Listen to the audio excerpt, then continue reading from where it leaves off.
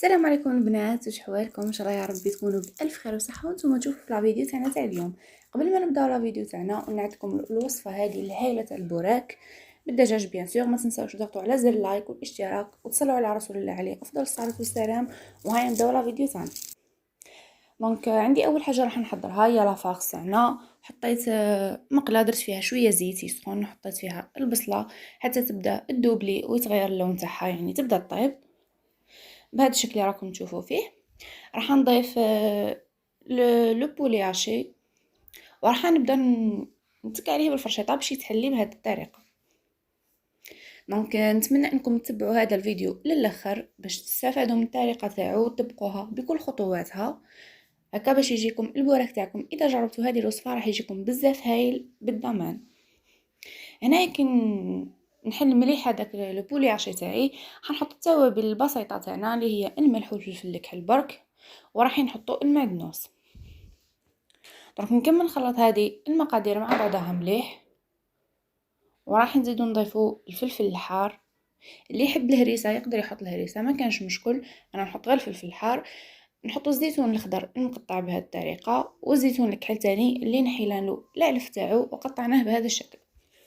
نخلط هذه المقادير مع بعضها ونخليهم يزيدوا يطيبوا في عقلهم.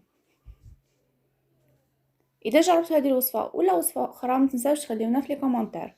دونك هنايا بعد ما نخليهم يطيبوا شويه راح نضيف لهم كميه مليحه تاع لاكريم فريش على حسب الكميه اللي عندكم تاع الدجاج تاعكم. راح نزيدو نضيفوا قطع من الجبن، تحبوا جبن مثلثات ولا جبن هذا تاع الطلي، سينون تقدروا تحطوا ثاني الفرماج غابي.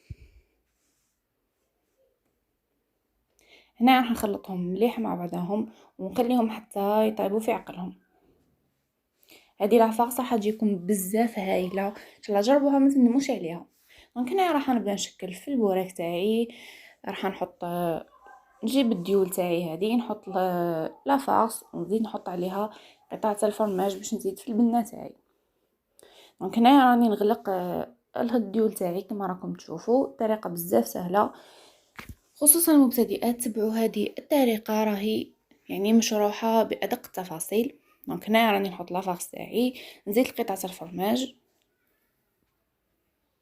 ونغلق بهذه الطريقه.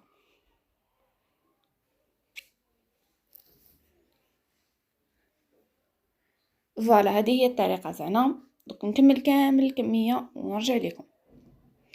دونك هنايا بعد ما كملت الكميه تاعي راني كنت ديجا درت الزيت يسخن من قبل.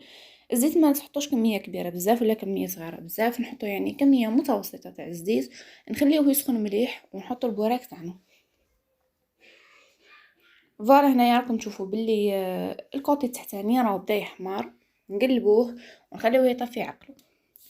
كانت هذه هي الوصفه تاعنا تاع نهار اليوم، ان شاء الله تجربوها وتعجبكم. ما بقى لي نقول لكم غير نخليكم على خير، نتلاقوا في فيديو قادم ان شاء الله.